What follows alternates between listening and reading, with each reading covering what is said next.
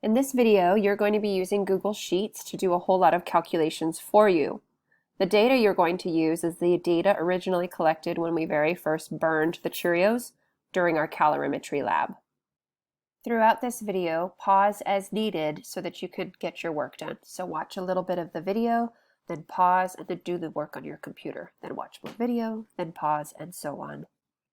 Go ahead and open your notebook to the page with all of your calorimetry data. First, you're going to start with putting the header for the trial. And you want to put in trial 1, 2, and 3, just the number, no decimal places.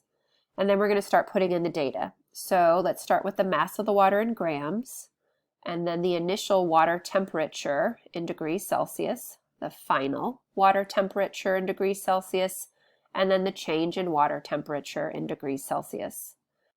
As a side note, for all of the temperatures, the initial, final, and change in water temperature, please use the degree symbol and a capital C for Celsius. If you are having trouble finding this, just open up a new Chrome tab and type in degrees Celsius, and then you can just copy and paste a degree Celsius, or you can get the degree symbol by using a Chromebook shortcut. You can Google that too. For the next header, enter the total energy transfer. The units for that are kilocalories.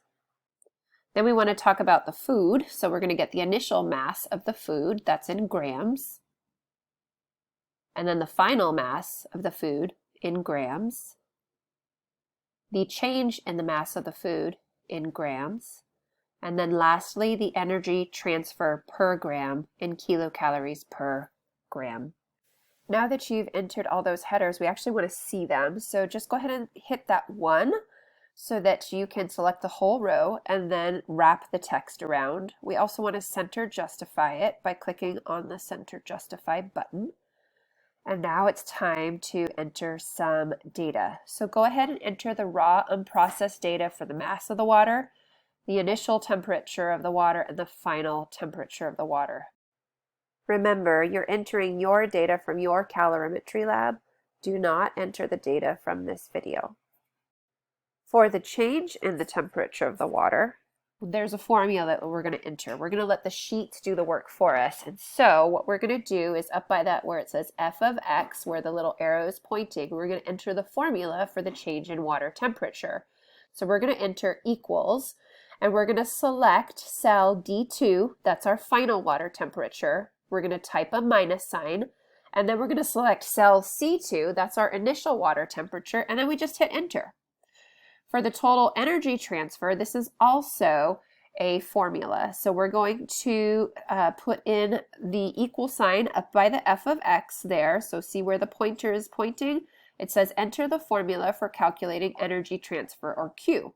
So what we're going to do is we're going to type an equal sign, and then we're going to select the mass of the water, and that is in cell B2.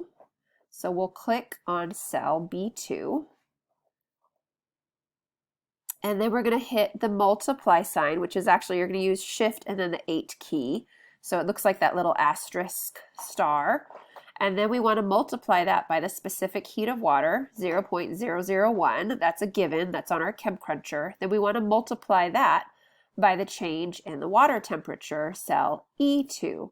And so now we've got our formula entered, and then we just hit enter, and now we've got our number. But it's got too many decimal places, so we want to round to the lowest precision, and so we can just keep clicking until we have 1 decimal place, because that's the number of decimal places that we have in the data that we put into our equation.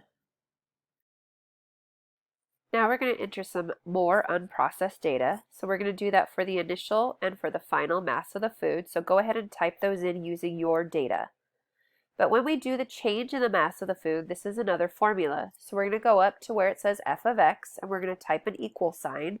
And then we're going to use the formula for the change in the mass of the food, which is the final mass of the food minus the initial mass. So I select the final mass, which is cell H2.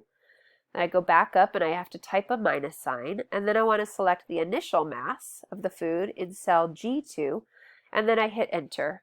And I check my precision, and my precision is good. I've got 1 decimal place in my answer, and that's what I should have since the values in my calculation also had 1 decimal place. I always want to go to the lowest precision. For the next energy transfer per gram, this is also a calculation. So I'm going to go up and type an equal sign. And then I'm going to put in the formula for energy transfer per gram, which is the absolute value of Q divided by the change in the mass of the food. So I'm going to need to use the function of absolute value. So I go up to the f of x, and I start typing absolute. And so I can see it pops up with a little gray box there that says absolute value of the number. I want to click on that. So go ahead and click on the gray box. And then it's going to give me a parenthesis sign, and now I want to enter my Q, the total energy transfer. So I select cell F2. Then I need to go up. My equation says Q divided by, so I need to type a backslash divided by, and it needs to be divided by the change in the mass of the food. That's cell I2. And then I just type an end parenthesis, and I get my answer. But my answer needs to be rounded to the correct precision, so I'm going to use that tool up there in the menu bar to round to 1 decimal place, which is the correct precision. It's the lowest precision of the values that I had in the equation that I used. Now I need to enter all of my unprocessed data. Don't enter anything that had a calculation or a formula. I'm just going to enter all my unprocessed data. Now remember, you're entering your data. You're entering your data. You're not copying this data. This is not your data. You're entering your data from your notebook. Now here's where we get to see the Google Sheet do its magic, which is just simply doing a whole bunch of calculations. So we can get the Google Sheet to copy the formulas that we already entered, and that's pretty cool. So I select the cell that has the formula that I want. And then there's this little tiny box in the lower right corner. See, the mouse is pointing to it right now. Click on that and hold it. And then click on it, hold it, and drag it down to trial 3. And then let go. And then look, it's got your data there. It's so awesome. And then you're going to do the same thing for the other processed data. So for the total energy transfer, or Q, you're going to go over, click on that top cell for trial 1, click on that little blue box in the lower right, click, hold, drag, let go, and there's your data for trials 2 and 3. Do the same thing for the change in the mass of the food, and then also the same thing for the energy transfer per gram.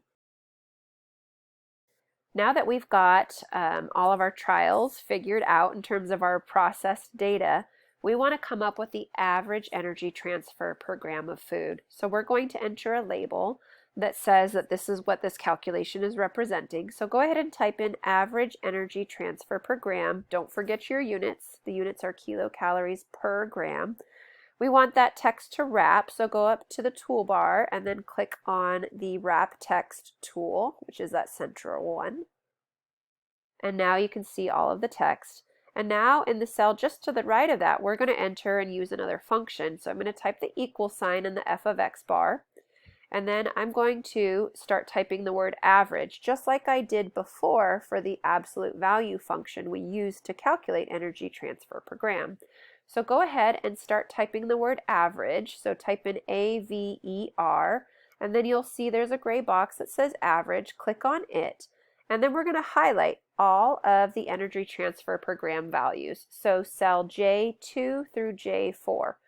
So click, drag, and then you'll get the average value there. Check that the precision of the average is correct. So remember, we want to go to the lowest precision.